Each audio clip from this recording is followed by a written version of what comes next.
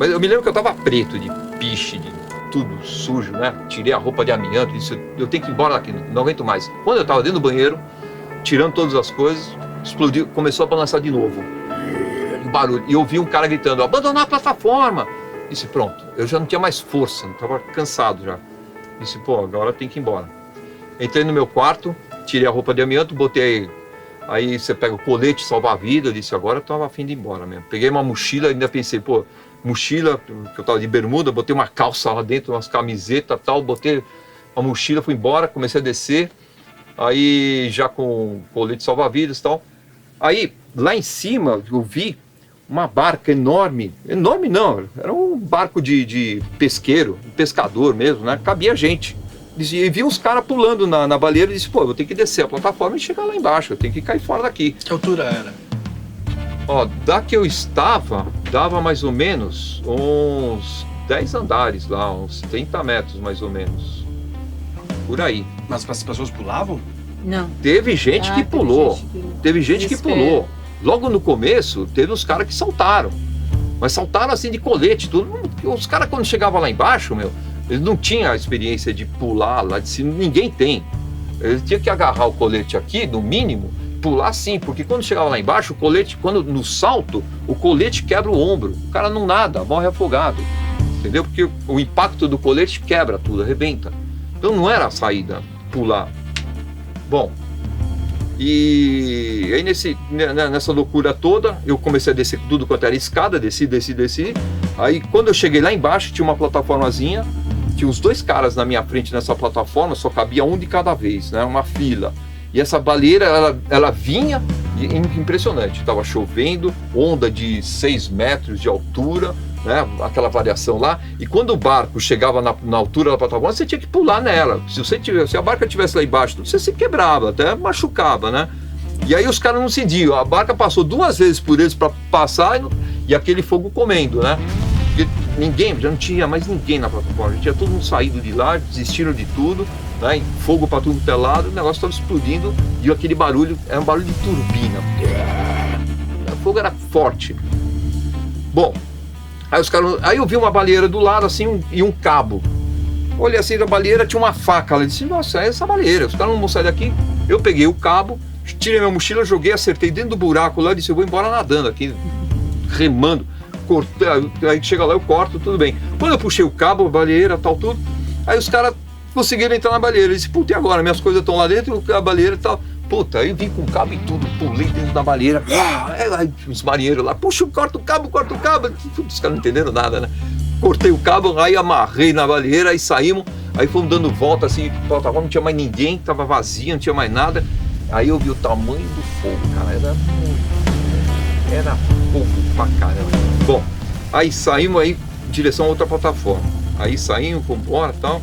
E no meio do caminho, minhas coisas, eu pulei dentro da baleira, peguei minha mochila, joguei pra dentro do barco. Aí essa baleirazinha tinha aqueles pneuzão de caminhão, assim, né? Puta, eu sei que a hora que eu voltei, fiquei preso no pneu de caminhão, assim, os caras não conseguiam, não tinha mais força pra subir. De repente eu sinto a mãozona, assim, os caras me puxando pra dentro.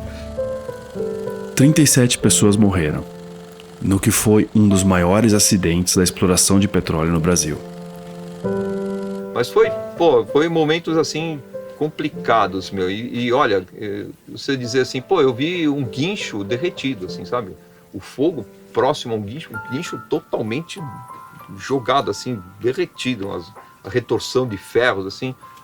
E lá naquele momento, quando eu estava segurando a mangueira, que eu falei, gente, eu vou procurar o Luber, na segunda explosão, aquele pessoal, eu senti calor quando eu saí com a baleeira, que eu estava longe já da plataforma, eu senti o calor do fogo. Aqueles caras derreteram, meu. Os caras sumiram. Foi no fogo mesmo, derreteram. E quem me salvou na plataforma no final foi o Luber. Porque se eu não saio de lá para procurar ele, para anunciar na Boca de Ferro, eu teria ido junto com os caras.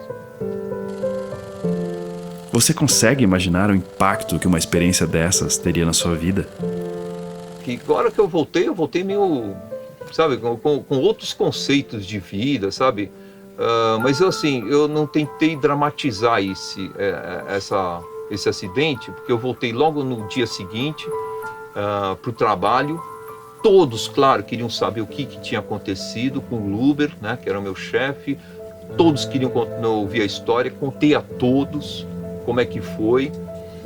Foi difícil, sabe, mas eu retornei rápido para o trabalho, não adiantava eu ficar me lamentando. Aí, para a plataforma, né? Acho inclusive, não passou nada, porque tinha que voltar a fazer funcionar a plataforma. Eu voltei para lá, a gente ficava no Float Hotel, o Float Hotel se aproximava, a gente descia, fazia um trabalho rápido, eram 3 horas de trabalho, voltava para o Float Hotel e ela se afastava de novo, né? Então a gente ficou assim por vários dias, vários meses trabalhando, voltamos ela para funcionar de novo, porque afinal era a economia do Brasil, petróleo, naquela época, tudo. Mas foi cenas complicadas, sabe? Foi tudo bem difícil de superar, porque foi muita gente que morreu, sabe? Que eu conhecia.